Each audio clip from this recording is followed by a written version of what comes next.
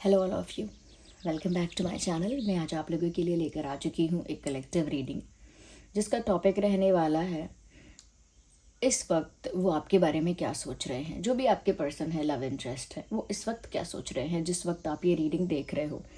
इस वक्त उनकी एनर्जी, इस वक्त उनकी फीलिंग क्या है, हम ये जानेंगे। लेकिन क्योंकि रीडिंग जनरल है, कलेक्टिव है, इसीलिए आप भी ओपन माइंडेड होकर सुनिएगा और ज़बरदस्ती अपने आप को रीडिंग में फिट इन मत कीजिएगा। ओके व्यूअर्स,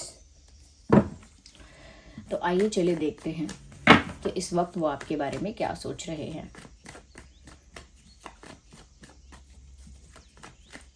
अगर आप इस वीडियो तक पहुंचे हैं तो डेफिनेटली इसमें आपके लिए कोई ना कोई मैसेज ज़रूर होगा, तभी आप यहाँ तक पहुंचे हैं।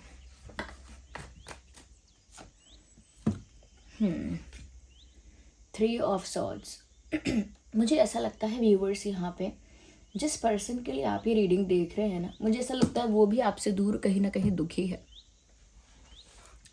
This person is also not looking very happy. ये इंसान भी ज़्यादा खुश नहीं दिख रहा। ऐसा लगता है जितना दर्द इस समय आपके दिल में है ना, उतना ही दर्द इस समय इसको भी महसूस हो रहा है। ये जो भी पर्सन है, मेल या फीमेल कोई भी हो, दोनों के लिए एप्लीकेबल है रीडिंग। तो इस इंसान को बहुत दुख हो रहा है। इस इंसान का दिल भी उसी तरह तड़प रहा है या टूट रहा है जिस तरह आपका दिल। यहाँ पर ऐसा लगता है किसी तीसरे की वजह से आप दोनों के बीच में दरार आई है। किसी तीसरे ने आप दोनों के बीच में इश्यूज, प्रॉब्लम्स, मिसअंडरस्टैंडिंग्स क्रिएट किए हैं। अगर नहीं किए फिर भी इनडायरेक्टली भी किसी आउटसाइडर का ही इंटरफेरेंस है, जिस वजह से आप दोनों के बीच में एक, कह सकते हैं कि एक दूरियां आई, या कह सकते हैं कि दिल टूटा है यहाँ पर। ओके, तो व्यूअर्स, इनकी वजह से हो सकता है आपका दिल टूटा, लेकिन दिल टूटने की असली वजह कोई थर्ड पार्टी हो सकती है। बहुत प्रोमिनेंटली मुझे यहाँ पर ऐसा लग रहा है कि कोई थर्ड पार्टी एक रीज़न हो सकती है। Yes, they are also in pain. उनका भी दिल टूटा हुआ है और कारण कोई आउटसाइडर ही है, कोई बाहरी इंसान ही कारण है इस चीज़ का। तीसरे व्यक्ति की वजह से, थर्ड पर्सन, थर्ड पार्टी की वजह से प्रॉब्लम हुई है। ये भी इस बात से निराश है। यहाँ पर मुझे ऐसा लगता है व्यूअर्स कि अगर आपको ऐसा लगता है कि वो थर्ड पार्टी को चुनेंगे या किसी और ऑप्शन को चुनेंगे या किसी और डायरेक्शन को चुनेंगे, किसी और दिशा की तरफ चले जाएंगे, ऐसा बिल्कुल नहीं है। यहाँ पर तो साफ दिख रहा है कि इनके दिल ने चुन लिया है कि इन्हें कौन चाहिए और कहाँ जाना है। इनके दिल ने चुन लिया है और वो आप हैं। इनका दिल आप ही की तरफ जाना चाहता है, ये आप ही की ओर जाना चाहते हैं, आप ही की दिशा में।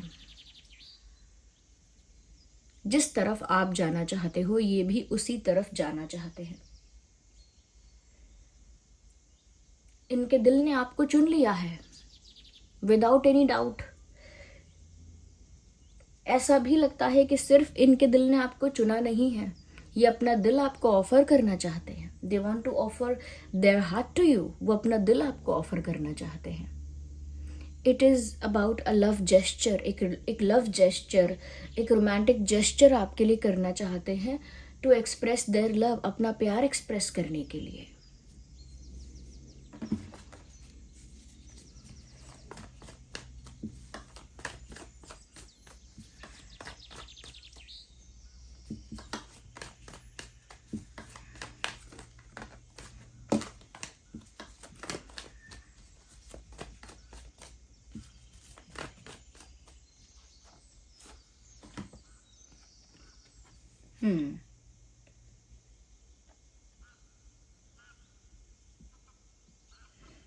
Again, pain, 10 of swords.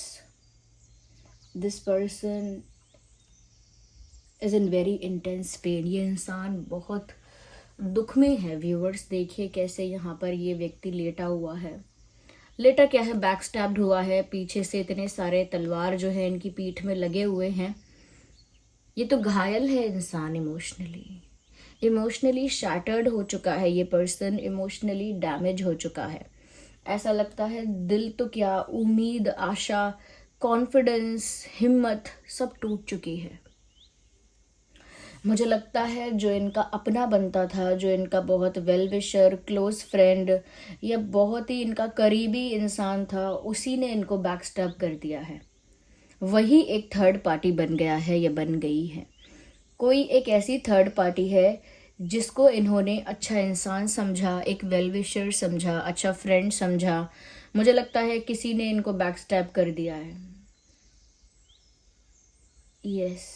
और इनको दुख हो रहा है व्यूअर्स कि ये आपसे दूर हो गए, या ये सोचकर दुखी हो रहे हैं कि अब आप उनको मिलोगे या नहीं मिलोगे, कुछ पक्का नहीं कह सकते, कुछ गारंटी नहीं है, कुछ श्योरिटी नहीं है कि अब आप उनको मिलोगे या नहीं, अब वो आपको प्राप्त कर पाएंगे या नहीं, इस बात की कोई श्योरिटी ही नहीं है।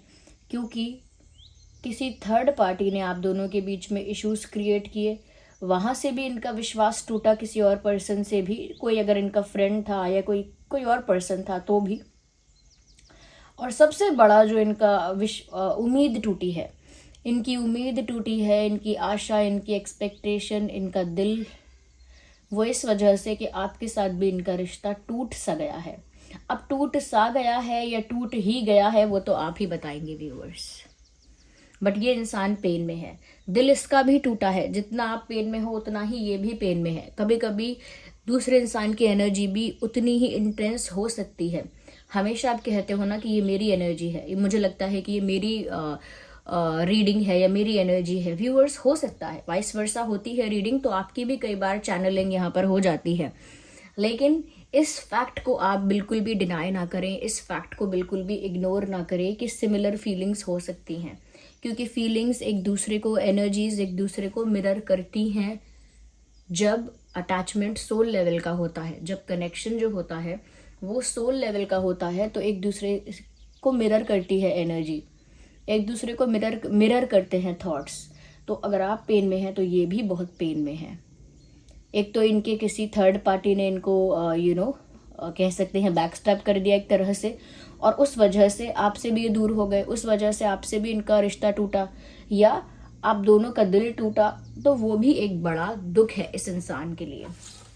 यहाँ सॉर्ड्स बहुत ज़्यादा हैं, तो पेन को इंटेंस करता जा रहा है। जैसे जैसे रीडिंग आगे बढ़ रही है, पेन को ज़्यादा इंटेंस कर रही है कि पेन बहुत ज़्यादा है यहाँ पे। पेन बहुत ज़्यादा है।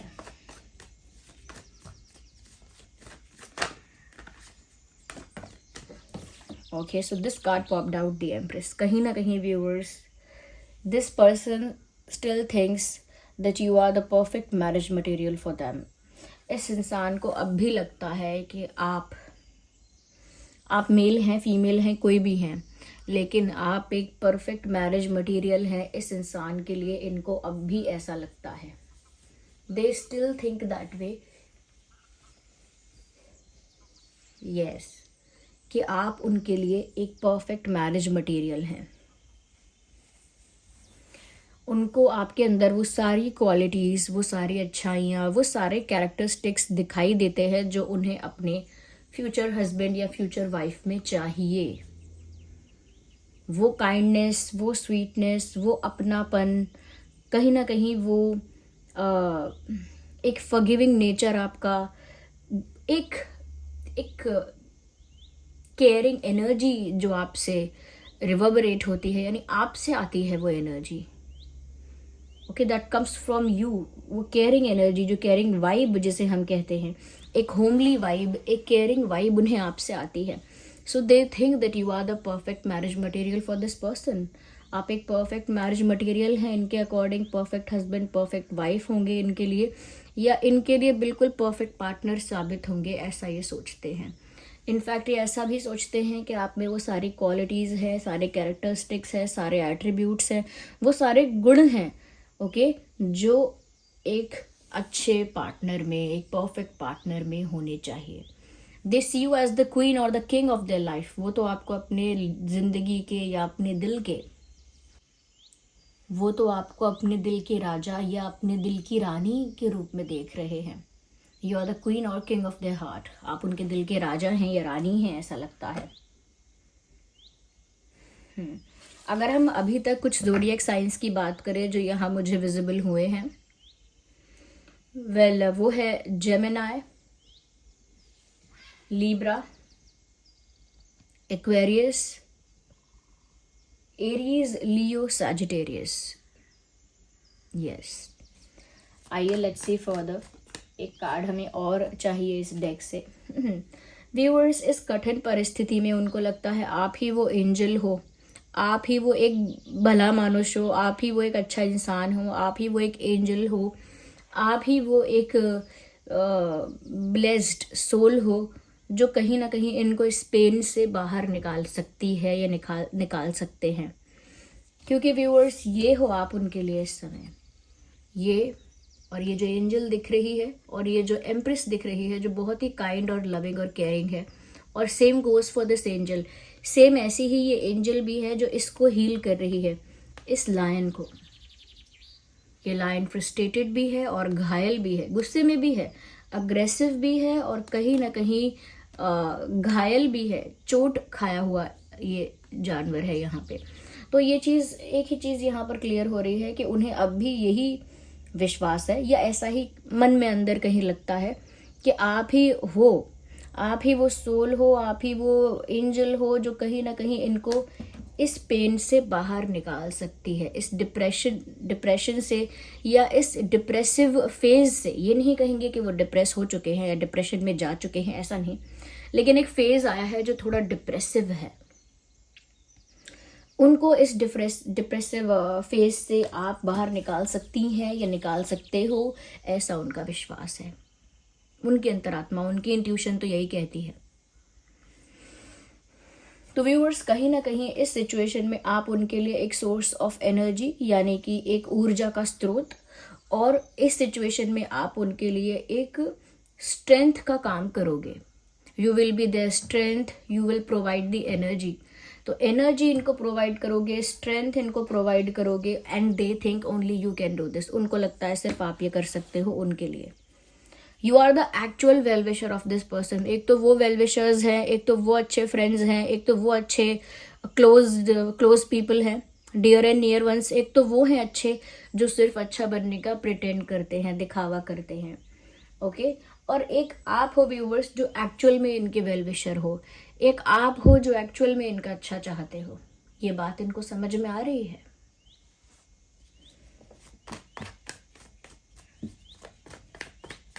इनका अटैचमेंट आपसे बढ़ रहा है, इनका अटैचमेंट, इनका इमोशनल कनेक्शन आपके साथ ज़्यादा बढ़ रहा है और दूसरे लोगों के साथ धीरे धीरे कम हो रहा है, क्योंकि दूसरे लोगों से इनका विश्वास टूटता जा रहा है।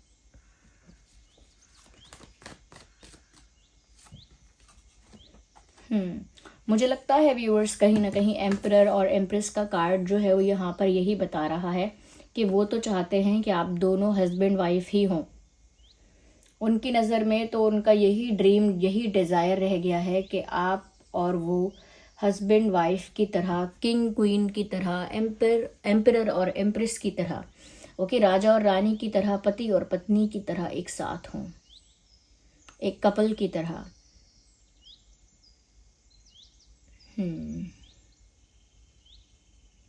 इनको आपकी ज़रूरत है। In short they need you. I don't know कि यहाँ पर ये जो इंसान है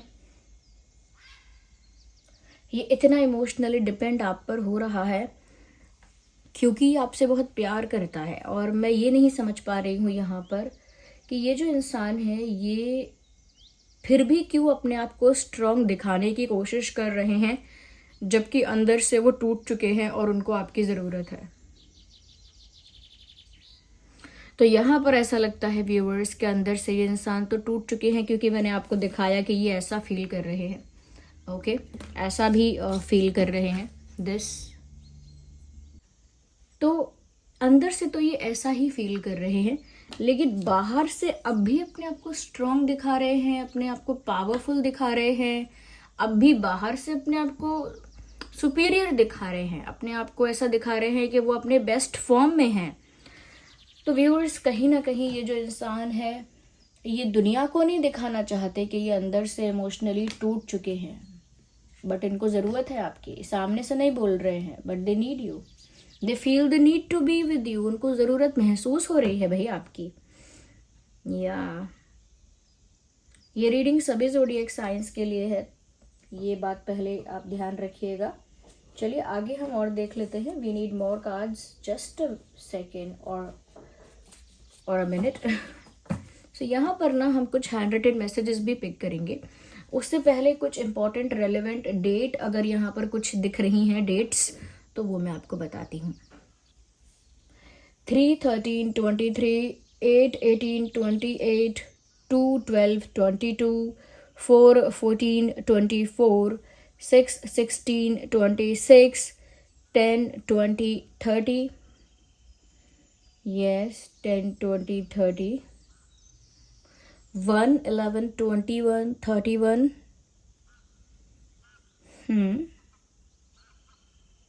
7/17/27। ओके, ये कुछ डेट्स है जो आपके लिए या उनके लिए रेलेवेंट हो सकती हैं। ये स्पेशल डेट्स हो सकती हैं, कोई रेलेवेंट डेट्स हो सकती हैं। So let's start.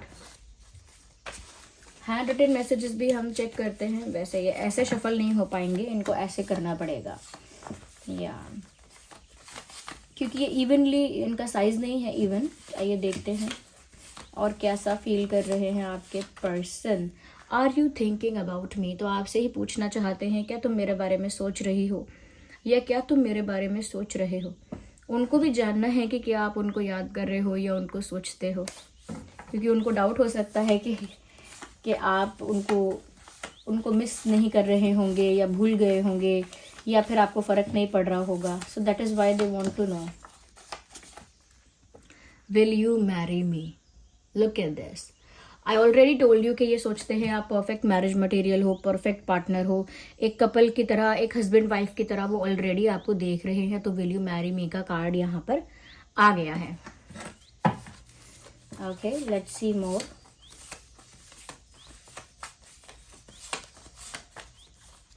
I can't listen the songs that reminds me of you, मैं वो गाने नहीं सुन पाता हूँ या नहीं सुन पाती हूँ जो मुझे आपकी याद दिलाते हैं।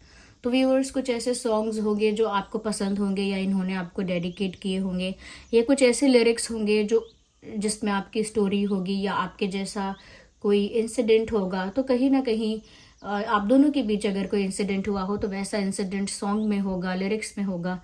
तो कुछ सॉन्ग्स ऐसे हैं व्यूअर्स जो उनको आपकी याद दिलाते हैं, और वो कह रहे हैं कि वो ऐसे सॉन्ग्स को नहीं सुन पाते हैं जो उन्हें आपकी याद दिलाएं।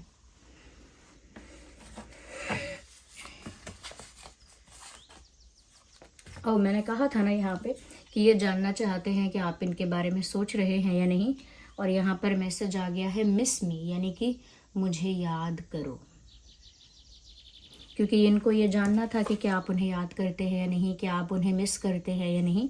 तो यहाँ पर वो साफ साफ कह रहे हैं, सामने से कह रहे हैं मिस मी, यानी कि if you are not missing me, अगर आप मुझे नहीं भी याद कर रहे हो तो आप मुझे याद करो।